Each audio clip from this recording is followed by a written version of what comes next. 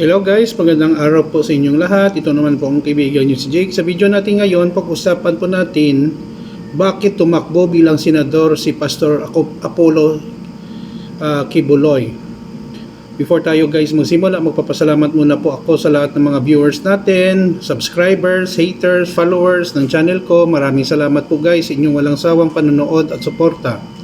Kung bago lang kayo sa channel ko at gusto nyo ang video na ito, paki-like lang po, share, and huwag kalimutang mag-subscribe. Sa ngayon guys ay Black Saturday, April 19, 2025, araw ng Sabado. Pray ko po na nasa mabuti kayong kalagayan, peacefully, malayo po tayo sa mga krimen, aksidente. So alam po natin na tumakbo bilang senador si Pastor Apollo Kibuloy sa partido ni dating Pangulong Rodrigo Roa Duterte na nasa Hague, the Netherlands, na kulong ngayon sa kanyang kasong Crimes Against Humanity. Ang partido ay PDP Laban. So, bakit tumakbo si Pastor Apollo Kibuloy? Una-una guys, sa ngayon, nasa custody po ng Philippine National Police si Apollo Kibuloy, si Pastor Kibuloy, because sa kanyang mga patong-patong ng mga kaso. Ano po yun ang kanyang mga kaso? Rape, sexual harassment, money laundering, marami po abuses na ginawa daw si Apollo Kibuloy sa kanyang mga dating membro.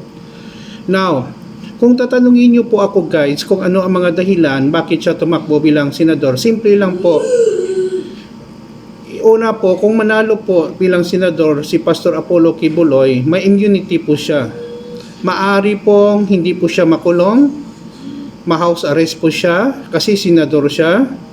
Ikalawa po, kung manalo siyang senador, pwede niya po humingi siya ng chance para mapababa or mawala, maabsuelto sa kanyang kaso. Yun po ang reason bakit tumakbo siya bilang senador.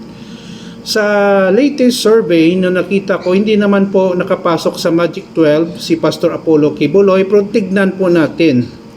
Baka marami siyang mga supporters sa kanyang religious organization at ibang tao na naniniwala sa kanya. Alam po natin si Pastor Apollo Kibuloy ay isang pinaka-close friend or best friend ng dating Pangulong Rodrigo Roa Duterte. At suportado po siya ni Senator Bato, Senator Bongo, at si Vice President Sara Duterte Carpio. So hindi po malayo na may chance si Pastor Kibuloy na manalo bilang senador, pero sa aking personal medyo malabo po kasi number one, hindi siya makapagkampanya. Nasa loob po sa ngayon ng bilangguan at nagre-request po sila ng mga hospital arrest lang daw siya kasi may sakit siya, kung ano-ano pa na mga reason, no? Ang kanya lang natakot lang siya nga kung mag-request ang Amerika na i-expedite siya doon, sigurado kulong talaga sa doon at hindi siya makakalabas for sure. So, ewan ko lang guys kung ano pa ang mga reason, kung ano pang mga rason bakit tumakbo sa bilang senador. Yun lang po ang nakita kong mga rason na tumakbo si Pastor Kibuloy bilang sa Senado. So, maraming salamat po guys. Please like, share, and huwag kalimutang mag-subscribe sa channel ko. Mahal ko kayo. Kayo guys ang dahilan bakit nagbablog po ako palagi, no? So, until then, see you guys. Ito naman pong kaibigan nyo si Jake. Paalam!